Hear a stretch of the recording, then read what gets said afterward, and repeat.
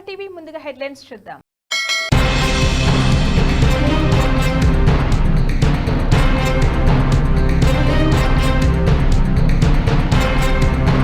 భద్రాచలంలో పలు అభివృద్ధి కార్యక్రమాలకు మంత్రి తుమ్మల శంకుస్థాపన చేశారు. భద్రాచలం అంబేద్కర్ సెంటర్ నుండి చర్ల రోడ్డు వరకు నూతనంగా నిర్మిస్తున్న సెంట్రల్ లైటింగ్ పనులకు మంత్రి తుమ్మల శంకుస్థాపన చేసి ప్రారంభం చేశారు. అనంతరం భద్రాచలం రామాలయం వద్ద జరుగుతున్నటువంటి అభివృద్ధి పనులను మంత్రి తుమ్మల సందర్శించారు.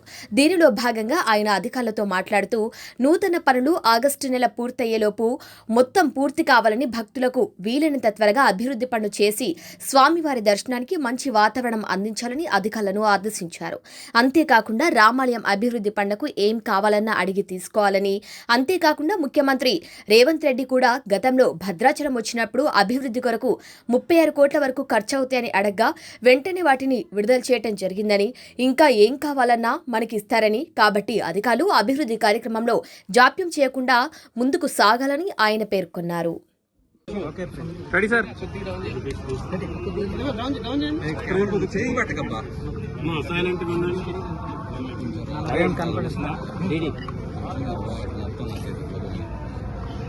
గౌరవనీయులు శాసనసభ్యులు వెంకట్రావు గారు, జిల్లా కలెక్టర్ గారు, ఈఓ గారు, గతంలో శ్రీరామనవమికి ముఖ్యమంత్రి గారు వచ్చినప్పుడు భద్రాచలం శ్రీరాముని యొక్క ఆలయం అభివృద్ధి చేయాలి అని అంటే భూసేకరణ అవసరం ఉంది. గతంలో కూడా చేయాలని చెప్పినప్పటికీ కూడా భూసేకరణ కాకపోవటం దానికి ప్రధానమైనటువంటి సమస్య ఉంది. కాబట్టి సీఎం గారికి ఏం చెప్పానంటే, ముందు భూసేకరణ చేసిన తర్వాత ఆగమశాస్త్ర ప్రకారంగా ఈ ఆలయం అభివృద్ధి ఏ రకంగా జరగాలో అప్పుడు ఆ యొక్క దానికి సంబంధించినటువంటి ఆగమశాస్త్ర పండితులను తీసుకొచ్చి దాన్ని పనులు మొదలు పెట్టాలి. మనం ల్యాండ్ ఎక్విజిషన్ చేయకుండా కార్యక్రమాలు చేయలేమని చెప్పినప్పుడు ముఖ్యమంత్రి గారు దానికి అనుకూలంగా 33 కోట్లు దీనికి అవసరం ఉంది అని చెప్పి నిధులు కూడా రిలీజ్ చేశారు. 40 మందికి 40 స్ట్రక్చర్స్కి సంబంధించినటువంటి నిధులు కూడా వాళ్ళ ఖాతాల్లో జమ చేశాము. ఇంకా 1-2 రేపు ఎల్లుంట్లో కంప్లీట్ చేసి ఈ వారం 10 రోజులలో ఆ యొక్క ప్రాంతం మొత్తాన్ని కూడా దేవాదాయ శాఖకి అప్పగిస్తే అప్పుడు దేవాదాయ శాఖకు సంబంధించినటువంటి ఆగమశాస్త్ర పండితులు, స్థాపతులు, దానికి సంబంధించినటువంటి శాస్త్రీయంగా ఈ ఆలయ అభివృద్ధి ఏ రకంగా జరగాలి, ఏ ప్రాకారాలు ఎక్కడ ఉండాలి, ఆలయ అభివృద్ధి ఏ రకంలో ఉండాలి అనేది ఆవిడ నిర్ణయిస్తారు. ఆ నిర్ణయం ప్రకారంగా రాష్ట్ర ప్రభుత్వం భద్రాచలం ఆలయాన్ని, సీతారామచంద్ర స్వామి యొక్క దేవాలయాన్ని అభివృద్ధి చేయాలనేది తెలంగాణ ప్రభుత్వం యొక్క కోరిక. ముఖ్యమంత్రి గారికి ఈ యొక్క ల్యాండ్ ఎక్విజిషన్ మొత్తం క్లియర్ అయిపోయిన తర్వాత ఈ ప్రపోజల్ తీసుకెళ్లి ముఖ్యమంత్రి గారి దగ్గర పెట్టి దానికి కావలసినటువంటి కార్యక్రమం ప్రారంభించబడుతుంది. Thank you. అదేవిధంగా ఆ యొక్క స్ట్రక్చర్స్ లో, ఆ ఇళ్లలో ఉన్నటువంటి పెద్దలందరికీ కూడా రాముడి తరఫున, రామభక్తుల తరఫున, రాష్ట్ర ప్రభుత్వం తరఫున ధన్యవాదాలు. వాళ్ళు ఎన్నో సంవత్సరాలుగా ఉంటున్నటువంటి ఇళ్లను కూడా ఈ యొక్క ఆలయ అభివృద్ధికి ఇవ్వటానికి ఒప్పుకున్నందుకు, దానికి తగ్గట్టుగా కలెక్టర్ గారు, అడ్మినిస్ట్రేషను ఏమాత్రం కూడా వాళ్ళకి నష్టం జరగకుండా ప్యాకేజీ కూడా అత్యధికంగా వాళ్ళకి లాభం పొంది వాళ్ళు ఏ రకంగా మళ్ళీ మంచి ఇళ్లలో, ఈ ఇళ్ల కంటే మంచి ఇళ్లలో ఉండేటట్టుగా ఏర్పాటు చేశారు. అది కూడా త్వరలోనే వాళ్ళకి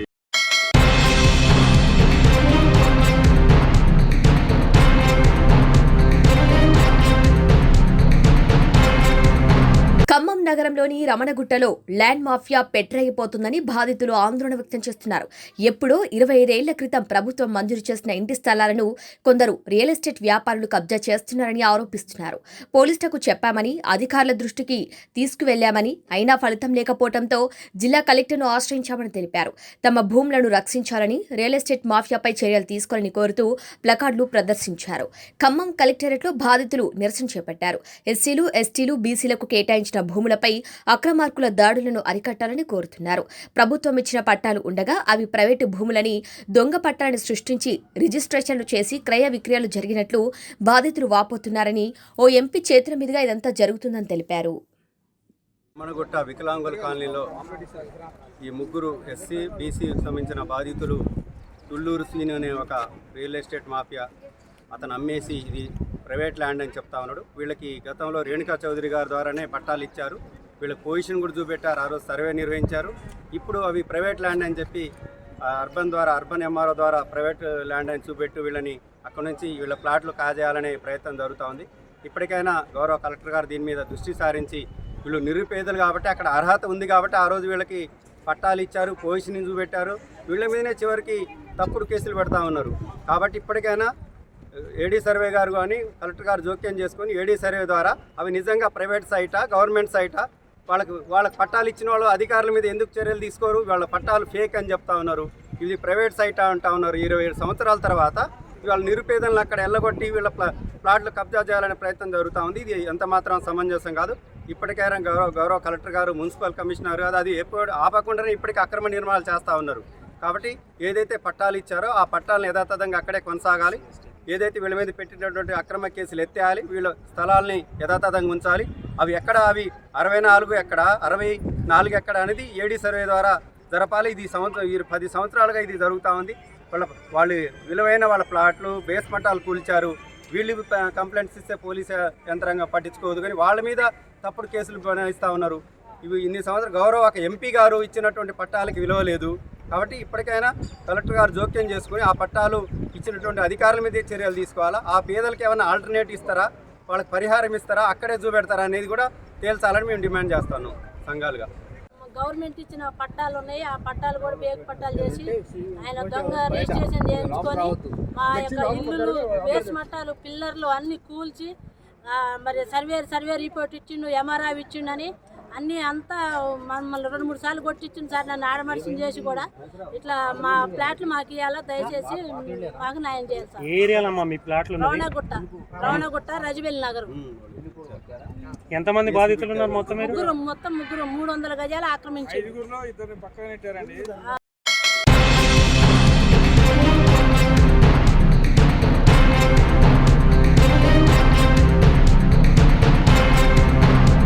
జోగులాంబ గద్వాల జిల్లా గద్వాల నియోజకవర్గం ధారూరు మండలం ర్యాలంపాడు రిజర్వాయర్ నుంచి సోమవారం రోజు నీటిని విడుదల చేశారు గద్వాల ఎమ్మెల్యే బండ్ల కృష్ణమోహన్ రెడ్డి.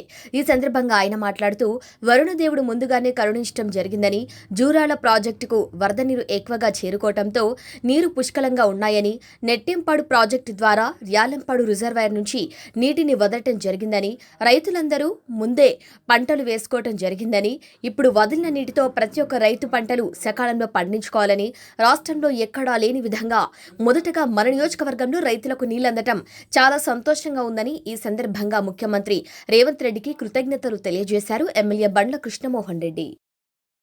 ఈరోజు మంచి శుభదినం రైతులకు. ర్యాలంపాడు రిజర్వాయర్కి వెళ్ళి అంటే నెట్టంపాడు ఎత్తిపోతల పథకంలో ర్యాలంపాడు రిజర్వాయర్కి వెళ్ళి 2 TMCకి సంబంధించిన రిజర్వాయర్ ఇది. మళ్ళీ 2 TMC రిజర్వాయర్ని ఇప్పుడే మనం రైట్ మెయిన్కి వెళ్ళాలని స్టార్ట్ చేసుకోవడం జరిగింది. అంటే ఇది ఆల్మోస్ట్ ఆల్ కింద గ్రావిటీ మీద ఒక 6 రిజర్వాయర్లు ఉన్నాయి. ఆ 6 రిజర్వాయర్లు నింపుకోవడానికి అవకాశం ఉంటుంది. ఆల్మోస్ట్ ఆల్ 12 TMCని ఈ రిజర్వాయర్తో గ్రావిటీ వాటర్తో నింపుకునే అవకాశం ఉంటుంది. నింపుకుంటాం కూడా, ప్రతి సంవత్సరం నింపినట్లు ఈ సంవత్సరం. దీనివల్ల మనకి right canal left main canal ద్వారా ఆల్మోస్ట్ ఆల్ మనకు 1,00,000 ఎకరాలకు పైన ఇరిగేషన్ చేసుకోవడానికి అవకాశం ఉంది. ఎందుకంటే ఇప్పుడు అర్లీగా మాన్సూన్స్ రావడం, అర్లీగా కృష్ణానది రావడం, కృష్ణమ్మ తల్లి రావడం, దీనివల్ల ఒక నెల ముందరనే సాగు అనేది రైతులు ఈరోజు వ్యవసాయంలో పనిలో నిమగ్నమై ఉన్నారు. ఆల్మోస్ట్ నారలు కూడా పోసుకోవడం జరిగింది. మళ్ళీ ఈ వారంలోనే అందరు కరిగేట్లు చేసి నాట్లు కూడా వేయడానికి రైతులు సిద్ధంగా ఉన్నారు. చాలామంది ఒక వారం 10 రోజులు కెనాల్ రిపేర్లు ఉండడం వల్ల కొంత ఆలస్యమైంది. మళ్ళీ ఇప్పుడు రైతులు కూడా ఈ అవకాశాన్ని అందరూ కూడా సద్వినియోగం చేసుకొని ఈరోజు వ్యవసాయానికి అంటే మరి నారలు వచ్చినాయి, నారలు చేతికి రావడం వల్ల ఈ వారం 10 రోజులు అన్నీ కూడా కరిగేట్లు చేసుకొని వ్యవసాయ పంటల ఉత్పత్తికి వాళ్ళ కృష్ణానది నీళ్లు ఉపయోగపడుతూ వాళ్ళ వ్యవసాయ రంగం అభివృద్ధి చెందాలి. వ్యవసాయ రంగంలో అభివృద్ధి చెందుతూ ఒక భారతదేశానికి ఆదర్శంగా ఉన్న తెలంగాణ రాష్ట్రం మళ్ళీ ఈరోజు పెద్ద ఎత్తున వరి పంటలు పండించుకునే విధంగా వరి కానీ, పత్తి కానీ అన్ని కమర్షియల్ క్రాప్స్ కూడా వాళ్ళ మిరప కానీ అన్ని కమర్షియల్ క్రాప్స్కు వాళ్ళ ఈ కెనాల్లో ఉన్నాయి. ఇది ఆల్మోస్ట్ ఆల్ మల్తకల్లు, గట్టు, అదేవిధంగా ఐజాగ్ కొన్ని ప్రాంతాలకి, మళ్ళీ అదేవిధంగా గద్వాల్ కొంత అన్ని మండలాలకు కూడా దీనివల్ల ఉపయోగం ఉంటుంది. అదేవిధంగా గుడ్డందొడ్డి రిజర్వాయర్ కూడా ఇప్పుడు అక్కడ కూడా ఓపెన్ చేసుకోవడం జరిగింది. అలా అన్ని అట్ ఎ టైం చేసుకోవడం వల్ల గుడ్డందొడ్డి రిజర్వాయర్తో 99 ప్యాకేజ్ కంప్లీట్ కావడం జరిగింది. దానివల్ల కూడా ఒక 50,000 ఎకరాలకి సాగు వస్తుంది. అంటే ఆల్మోస్ట్ 1,80,000 ఎకరాలకి మనం ఈ రిజర్వాయర్ల ద్వారా నీళ్ళు ఇస్తున్నాం.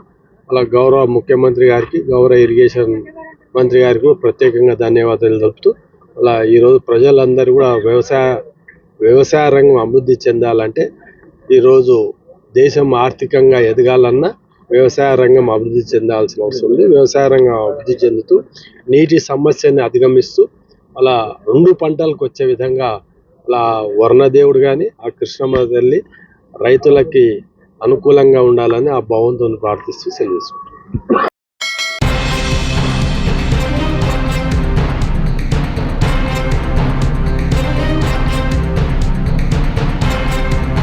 ఖమ్మం వెలుగుమట్ల రెవెన్యూ పరిధిలోని వినోబానగర్ వాసులు నిరసన బాట పట్టారు. మౌలిక వసతులు కల్పించాలని కోరుతూ ఖమ్మం జిల్లా కలెక్టర్ను కలిసి వినతి పత్రాన్ని అందజేశారు. 7 ఏళ్లుగా అక్కడ నివాసం ఉంటున్నామని, కానీ మౌలిక వసతులు మాత్రం కల్పించడం లేదంటూ వినోబానగర్ వాసులు ఆవేదన వ్యక్తం చేశారు. 4 కలెక్టర్లకు తమ సమస్య విన్నవించామని, ఏ ఒక్కరు కూడా స్పందించలేదని ఆరోపిస్తున్నారు. వినోబానగర్లో తక్షణమే కరెంటు లైన్లు, సీసీ రోడ్లు, డ్రైన్లు, మంచినీటి సదుపాయాలు కల్పించాలని కోరుతూ కలెక్టర్కు వినతి పత్రం అందజేశారు. భూదాన్ భూముల్లో నివాసాలు ఏర్పాటు చేసుకున్నామని, తమకు అనుకూలంగా హైకోర్టు కూడా పలుసార్లు ఆదేశాలు జారీ చేసిందని వినోబానగర్ వాసులు చెబుతున్నారు. కోర్టు ఆదేశాలను అనుసరించి తమ కాలనీలో కరెంటు, మంచినీటి సదుపాయాలు కల్పించాలని డిమాండ్ చేస్తున్నారు.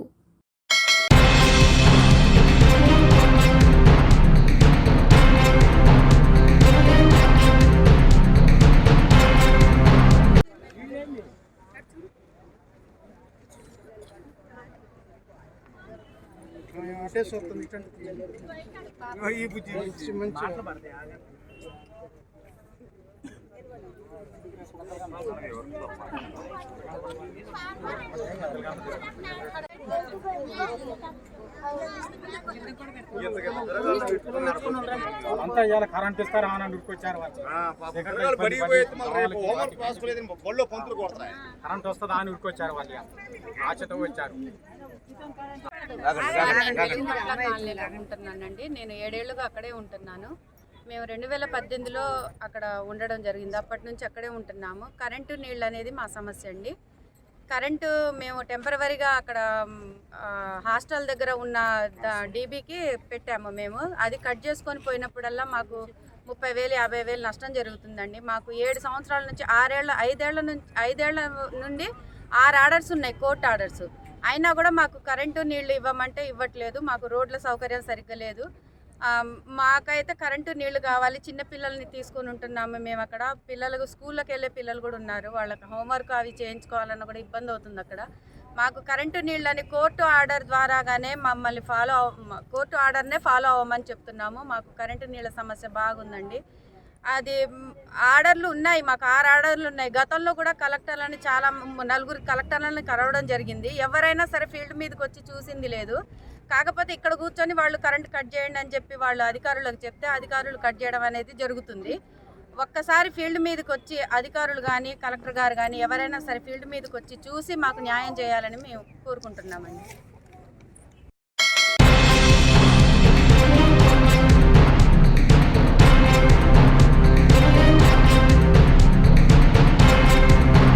హైడ్రా కమిషనర్ చేసిన ట్వీట్ ఉద్దేశం ఏంటో తెలపాలని అక్బరుద్దీన్ ఓవైసీ కళాశాల జోలికి వెళ్లామని, అలా వెళుతూ వారికి న్యాయం జరుగుతుందని, అందుకే ముట్టుకోమని హైడ్రా కమిషనర్ ట్వీట్ చేయటం అతని సొంత నిర్ణయమా లేక ప్రభుత్వం చెప్పిన నిర్ణయమా అని కేంద్ర హోంశాఖ సహాయక మంత్రి బండి సంజయ్ అన్నారు. జగిత్యాల జిల్లా మేడిపల్లి మండలంలోని పలు అభివృద్ధి కార్యక్రమాల్లో ఆయన పాల్గొని మీడియాతో మాట్లాడారు. ఓ అధికారి రాష్ట్ర ప్రభుత్వానికి వత్తాసు పలకటం అది రాష్ట్ర ప్రభుత్వం యొక్క నిర్ణయమా లేక అధికారి నిర్ణయమా తెలియాలన్నారు. మూసీ పరివాహక ప్రాంతంలో చెరువులు, శిఖములు ఉన్నాయని తెలియక ఎంతో మంది పేదలు చిన్న చిన్న గుడిసెలు వేసుకుని నివసిస్తుండగా హైడ్రా పేరుతో కూల్చివేసినప్పుడు వారు గుర్తుకు రాలేదని అన్నారు. అక్బరుద్దీన్ ఓవైసీ కుటుంబం తీవ్రవాదులకు స్థావరాలిస్తున్నారని, ఓవైసీ కళాశాలలో తీవ్రవాదులు ఉద్యోగం చేస్తున్నారని విచారణలో తెలియదని అన్నారు. కాంగ్రెస్ బీఆర్ఎస్ పార్టీ రెండు ఒకటేనని అన్నారు. ఫోన్ ట్యాపింగ్, కాళేశ్వరం, ఇతర విషయాల్లో కాంగ్రెస్ ప్రభుత్వం ఎందుకు కేసీఆర్-కేటీఆర్ను కాపాడుతుందో తెలపాలని వారన్నారు. కష్టపడి పోగు చేసుకున్న డబ్బులతోని చిన్న చిన్న గుడిసెలు వేసుకొని చిన్న చిన్న ఇండ్లు కట్టుకున్నటువంటి వేలాది గుడిసెలను ఇళ్లను కూల్చేసినటువంటి హైడ్రా అధికారులు ఈ తెలంగాణలోని కాంగ్రెస్ పార్టీ ప్రభుత్వం వాళ్ళ ప్రాణాలు కావు, వాళ్ళ ఆస్తులు కావు, వాళ్ళ విలువ లేదుగా. వాళ్ళేమో కూల్స్తారట, వాళ్ళకు నష్టం జరగదట, వాళ్ళ పట్ల మానవత్వం లేదట. వీళ్ళకు ఈ కాంగ్రెస్ పార్టీ ప్రభుత్వానికి అధికారులకు మానవత్వం లేదట. అక్బరుద్దీన్ ఓవైసీ కాలేజీలో మాత్రం 10,000 మంది స్టూడెంట్స్ ఉన్నారట. దాన్ని కూల్స్తే సల్కం చెరువులో ఒకటి ఉంది. అది ఇది నేను చెప్పింది కాదు. ఈ రాష్ట్ర ప్రభుత్వం సల్కం చెరువులో అక్బరుద్దీన్ ఓవైసీ కళాశాల నిర్మాణం జరిగింది అని చెప్పి రాష్ట్ర ప్రభుత్వమే స్పష్టం చేసింది. చేసినప్పుడు కూల్చాలనా లేదా మీరు చెప్పండి అన్న. మన గత ఏడాది నోటీస్ ఇచ్చారు. నోటీస్ ఇచ్చినప్పుడు ఏం చేయాలి రాష్ట్ర ప్రభుత్వం? మీరు ఈ విద్యా సంవత్సరానికి అవకాశం ఇస్తున్నాం, నెక్స్ట్ విద్యా సంవత్సరానికి మీ కాలేజ్ ఉంచామని చెప్పాలి. ఎందుకు చెప్పండి ప్రభుత్వం? చెప్తే ఆ విద్యార్థులందరూ కూడా వేరే కళాశాలలో షిఫ్ట్ చేసేవాళ్ళు కదా. చెప్పరు. ఇది ఓట్ బ్యాంక్. ఎంఏం పార్టీ కొమ్ము కాస్తే ఓట్ బ్యాంక్. ఎందుకు కూల్స్తారు? పేదల ఇళ్లకు ప్రాణాలకు విలువ లేదా? పేదల ఆస్తులకు విలువ లేదా? వాళ్ళ పట్ల మీకు మానవత్వం లేదా? ఒక్క ఓవైసీ కుటుంబం పట్లనే మానవత్వం ఉందా? వాళ్ళ ఆస్తులు వాళ్ళలో చదువుకునే విద్యార్థులు మాత్రమే. ఇలా విద్యార్థులకు అన్యాయం చేయాలని కొడతలే మేము. విద్యార్థులకు న్యాయం చేయాల్సిందే. ఇతర కాలేజీ షిఫ్ట్ చేయాలి. ఆ దమ్ము లేదు రాష్ట్ర ప్రభుత్వానికి. ఇలా కానిస్టేబుల్ మీద దాడి చేస్తారు. వాళ్ళకు ఒత్తాల్సి వస్తుంది ప్రభుత్వ జాబులు కబ్జా చేస్తారు. వాళ్ళకు ఒత్తాల్సి వస్తుంది ప్రభుత్వం. ఓవైసీ కుటుంబానికి ప్రైవేటు జాబులు కబ్జా చేస్తారు. వాళ్ళకు ఒత్తాల్సి వస్తుంది ప్రభుత్వం. కరెంటు బిల్లు కట్టరాలు ఓసిట్లా, వాళ్ళకు ఒత్తాల్సి వస్తుంది ప్రభుత్వం. తీవ్రవాదులకు స్థావరాలు ఇస్తారు వీళ్ళు. ఓవైసీ కళాశాలలో విద్యార్థులను తయారు చేస్తున్నారంటే ఎవరైతే తీవ్రవాదులతో సంబంధం లేవో వాళ్ళకు ఉద్యోగాలు ఇస్తుంటుంది. అలా ఇది నేను చెప్పింది కాదు. అరెస్ట్ చేసి తీసుకుపోయి కలిసి ఇదెక్కిరి ఆలోచన తెలంగాణ సమాజం గుర్తించాలి. దీన్ని రాష్ట్ర ప్రభుత్వం యొక్క ఓట్ బ్యాంక్ రాజకీయాలను